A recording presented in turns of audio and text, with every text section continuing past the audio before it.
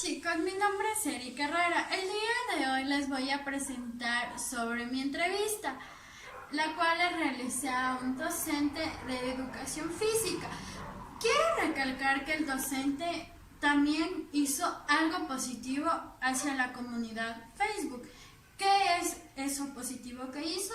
Es hacer rutinas de ejercicio para la depresión, porque existe por la pandemia que mucha gente se deprimió y por esto utilizó la herramienta tecnológica Facebook.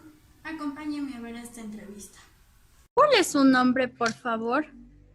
Bueno, mi nombre completo es Eddie David Bedón Novoa. Yeah. ¿Qué función desempeña en el plantel educativo? Bueno, ahorita estoy dando clases de educación física, séptimo año de educación general básica y también soy el inspector general de la escuela. ¿Cuántos años va ejerciendo en la docencia? A ver, exactamente yo ejerzo unos 8 años ya, incluidas los años de práctica y todos los quehaceres. ¿Cómo fue el ajuste al periodo escolar por la pandemia? Bueno, en este instante nosotros tuvimos dos momentos, ¿no? Las primeras 7 semanas que prácticamente fueron ejecutadas solo por actividades de los docentes, sí, que teníamos que planificar para los niños. Y después de la semana número 8, ya las planificaciones eran enviadas por parte del Ministerio de Educación. Entonces, más o menos lo que nosotros era hacer un reajuste diferente a los grados, ¿no? Porque, por ejemplo, se manejaba el mismo desarrollo del proyecto, porque eran tipo proyectos, ¿sí? El mismo desarrollo del proyecto para 3 niveles, ¿sí? Entonces, por ejemplo, para quinto, sexto y séptimo, sí, que es la educación elemental media, era el mismo proyecto. Lo único que los docentes podíamos hacer era como ajustarle un poco a que sea un poco más complicado. Pero, sin embargo, no podías modificar mucho porque no te permitía tanto la planificación como el desarrollo de los proyectos. Ya. ¿Se les ha proporcionado a los docentes instrucciones sobre el aprendizaje a distancia? Sabes que en este entonces, así como aprendizaje a distancia, no se ha implementado, digámoslo así, unas nuevas reglas, unas nuevas normas, porque en realidad lo que estamos teniendo es un plan de emergencia, ¿sí? Hay que tomar en consideración dos cosas muy importantes en este aspecto. La primera, que es la educación presencial, y la segunda, que es la educación a distancia. Entonces, los dos modelos son completamente diferentes. Entonces, no es que en Ecuador se está cambiando el tema de la educación a distancia por la educación presencial, sino al contrario, lo que estamos haciendo es teniendo un plan de emergencia para la educación. Que ya una vez que se termine este proceso, este periodo, yo creo que vamos a regresar normalmente ya al aprendizaje, al aprendizaje normal, no al aprendizaje presencial. ¿Existió ayuda por parte de los padres de familia en la educación en línea? Bueno, en este aspecto es como en todo, ¿no? Sí, de parte de algunos padres de familia hubo la completa colaboración de ayudarles a sus hijos, de enviar tareas a tiempo, en orden, pero como en todo, igual había padres de familia que no teníamos respuesta. Hasta en alguno de los casos no pudimos contactar a los padres de familia hasta que se acabó prácticamente ya la semana 15 y ahí se pusieron en contacto con las profesoras y en ese entonces tuvieron que mandarles a hacer todas las tareas atrasadas y todo lo demás para poderles evaluar y poder emitir una nota para que se pueda ascender al próximo año, al nivel superior, ¿no? Wow. ¿Qué tan útil fueron las herramientas tecnológicas para dar clases? La verdad, yo creo que desde el primer momento la tecnología sí nos vio afectado mucho en muchos sentidos, ¿no? A pesar de que dicen de que los expertos comentan de que pues supuestamente la educación del futuro va a ser así, solo con recursos tecnológicos, ¿no? Entonces, pero sí se vio afectado porque en nuestro caso, por ejemplo, en la institución donde yo trabajo, hay muchos niños que no tienen acceso a Internet, por ejemplo, o hay muchos niños que no tienen acceso a una computadora. O en el caso de que, por ejemplo, los miembros familiares sean los padres y dos hijos, entonces era una computadora para dos deberes, para dos tareas, y a veces tenían en la misma clase, o sea, en el mismo horario, las clases y todo lo demás. Entonces, sí, una experiencia bastante larga que contar porque ha sido complicado. Ha sido complicado. Desde un principio nosotros no sabíamos que íbamos a necesitar, por último, hasta un teléfono celular de una gama media, digámoslo así, para poder recibir tareas y para poder enviar tareas. Entonces, los recursos tecnológicos sí nos han costado un poco, ¿no? Tomando en cuenta que la institución de donde yo vengo tiene un nivel, es una institución fiscal y tiene un nivel económico, digámoslo así, en un 100%, el 80 al 70% tiene bajos recursos económicos de los estudiantes y los padres de familia. Entonces, partiendo desde ese punto de vista, muy complicado la conexión, de hecho, con los mismos estudiantes y con los padres de familia. Entonces, ya desde ahí se empieza un poco el problema este de educación, porque no se ha evaluado completamente si es que en realidad podemos o estamos en la condición de seguir con este educación en línea, ¿no? Con este internet. ¿Qué medidas se ha tomado para facilitar el aprendizaje en línea? Bueno, por lo general lo que nosotros como docentes hacemos es desde un punto más especializado tratar de ayudarles a los estudiantes de una forma más personalizada, por ejemplo, ¿sí? Las compañeras de aula, las compañeras de grado, lo que hacían en este entonces era, por ejemplo, reforzar matemática.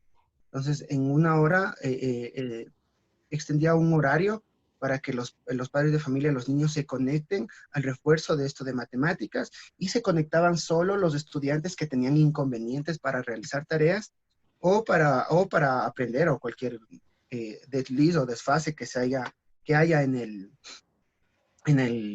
esto del aprendizaje por proyectos. Entonces, eso es lo que las estrategias que se tomaron en la institución donde yo trabajo. ¿Qué tipo de plataforma de aprendizaje en línea utilizó usted como docente? Bueno, nosotros teníamos varias plataformas, ¿no? La que normalmente se usa mediante el Ministerio de Educación, la plataforma de Microsoft Teams, que esa es la que en la mayoría de veces tratábamos de utilizar, pero lamentablemente, como digo, no todos los estudiantes tenían acceso, primero a hasta la plataforma y segundo al Internet, es decir, no tenían las cuentas, ¿ya? Entonces, en eso se tomó una estrategia de prácticamente utilizar Meet, es una plataforma, al igual que Zoom, es una plataforma que obviamente cuesta, ¿no? Pero ahí ya depende de las estrategias que el docente tome para poder agilizar y poder emitir una clase mediante esta plataforma.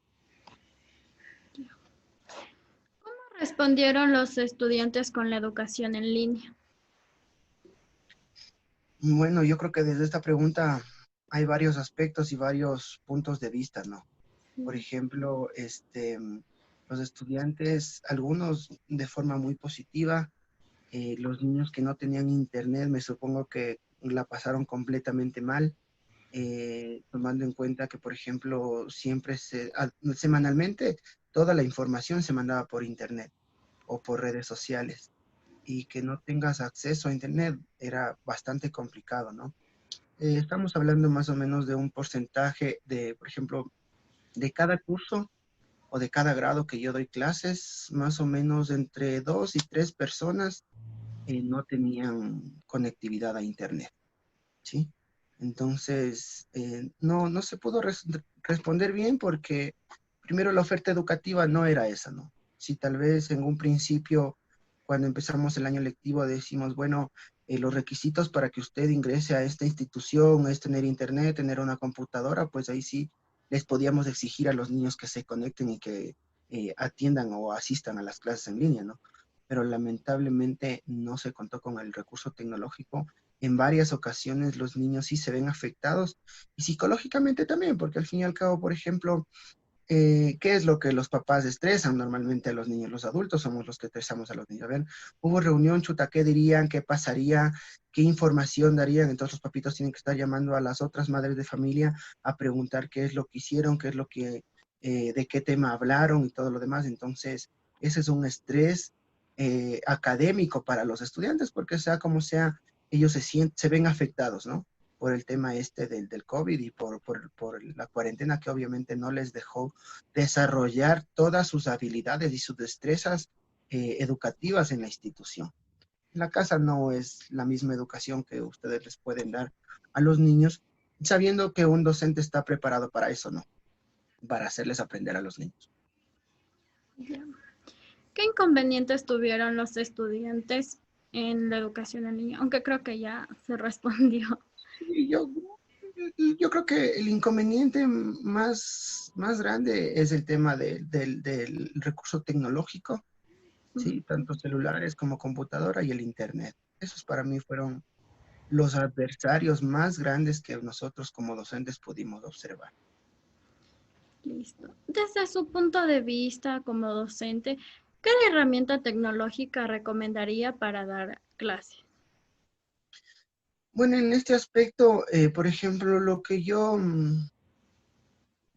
sugerí a varios compañeros docentes que me pedían que cómo podían hacer y todo hacer una plataforma, un blog, ¿sí? En internet o para que se haga más dinámico, para que así nosotros podamos, con imágenes, con videos, poder aprender las diferentes actividades que deben cumplirse con el currículum. Entonces, en ese aspecto, por ejemplo, yo sugeriría un blog en internet donde se tenga el alcance de todas estas estrategias para poder aprender. ¿Sí? Para mí un blog sería ideal. ¿Y qué recomendaciones daría? A ver, sí. ¿Qué recomendaciones da para la educación en línea? Bueno, lo importante que yo creo es que los estudiantes cambien su forma de ver, ¿no? Que vean la educación, la perspectiva desde otro punto de vista, sabiendo que eso en algún momento determinado les va a servir para algo. Em, eh, También recomiendo, por ejemplo, adecuar un espacio en casa que sea solo de educación, ¿sí? Que sea solo de educación y que esté fuera del alcance de distractores, en este caso, como música, como televisión, como un espacio que sea libre solo para educación y que no tenga que ver igual nada con comida, ni con alimentación, ni nada, ¿no? Sino que sea un espacio dedicado solo a educación.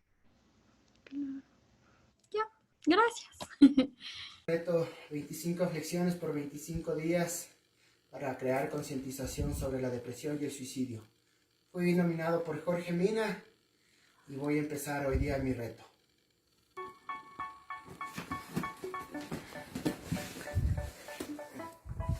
1, 2, 3,